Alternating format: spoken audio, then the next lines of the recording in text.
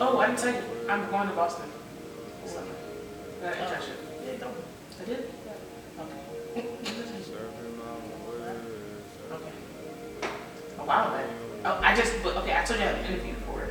I was supposed to get an interview. Yeah, because you said that there's a possibility you want to box it. Oh. Hello. This is Ashley Heath, the poetry editor and creative director of Bittersweet Arts magazine. And this is Jay Gourdin, the head honcho, the main editor of Bittersweet magazine. So, what got you involved with Bittersweet? You, of course. So basically, you came up to me and you were like, hey, do you want to be the poetry editor of Bittersweet magazine? I was like, sure, it came natural to me. And also being the creative director, you kind of asked me in CCIT one day, and you were like, hey, do you want to be the creative director? And I said yes. So that's how I got into it, and I enjoyed it. Awesome. What got you being editor of Bittersweet? I have the same poetry mentor as the editor from last year. So when it came time for her to need an assistant editor, to her it just made sense to put me in that position. And I'd done creative direction. I did your job basically in high school. And also I'm a designer, so it made sense to her for me, someone with a background and also designing skills, to step up as assistant editor. Fell in love with it, and then when she graduated, I became the full-fledged editor of the magazine. So, what was the most rewarding thing as far as the creation of the magazine for you? Gotcha. Okay, so there's a couple things. One, it's this magazine started at the beginning of the sort of beginning of our friendship. So I kind of came into a new group of friends, and just seeing everyone's different skills and abilities, and realizing that we could tap into that to do something great. So seeing everyone blossom under the same umbrella has been awesome. It's one thing if one person attaches to it, but a whole friend group was we're gonna make this magazine happen. So that was a blessing to see you all kind of pour into my dream and make it happen. That I'm still reeling over, so I'll probably happy cry on Sunday. And then the other portion of it is creating a platform for students that had been not put on a platform by our school, that had kind of gone unsung in some ways. So the fashion scene, the music scene on our campus, really being able to see our campus support its artists and say, we stand for you. We gonna do this. We really gonna support you. Has been beautiful. Our social media support has been beautiful so far. What has been the most challenging thing for you in your position as creative director and poetry editor? The most challenging thing as far as poetry was making sure that I didn't have my own biased opinion on someone else's pieces or someone else's work.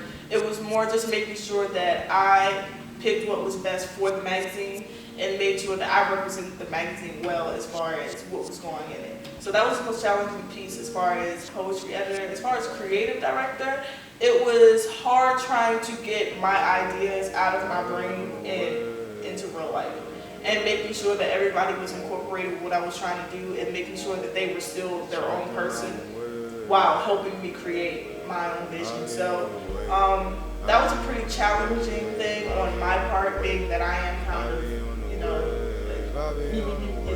do this, just like I wanted.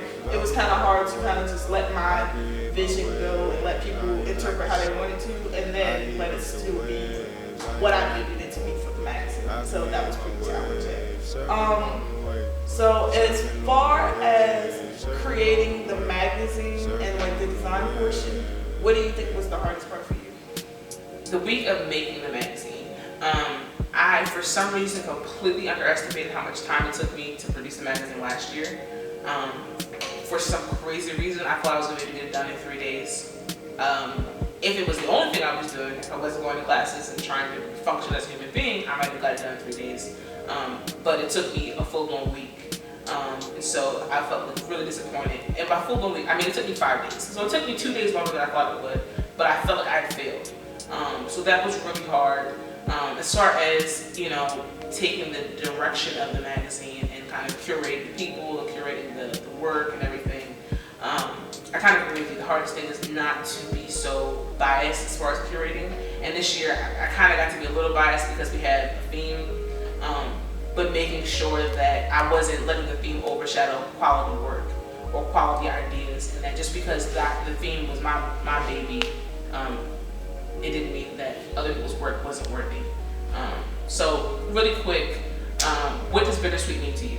Well, Bittersweet to me is kind of like, as far as the magazine, as far as Frostburg is concerned, it's kind of like the, the downfalls and the, beautiful moments that come with being a college student at Frostburg State University. So when you have like a 13-page paper due, when you ran out of meal swipes for the week, or something about your life just isn't going right, it's snowing in May for 8 days straight when it's supposed to be hot, you know what I'm saying? So, things just suck in Frostburg sometimes, but then, you go to Lane and then you see your friends, you see your squad, and you see everything that's going, right, you're making memories, you're having good times in the dorm when you are snowed in, you know what I'm saying? It's just like the ups and the downs of being in college, and I think it's a beautiful thing, and I'm glad that we were able to incorporate that into the magazine.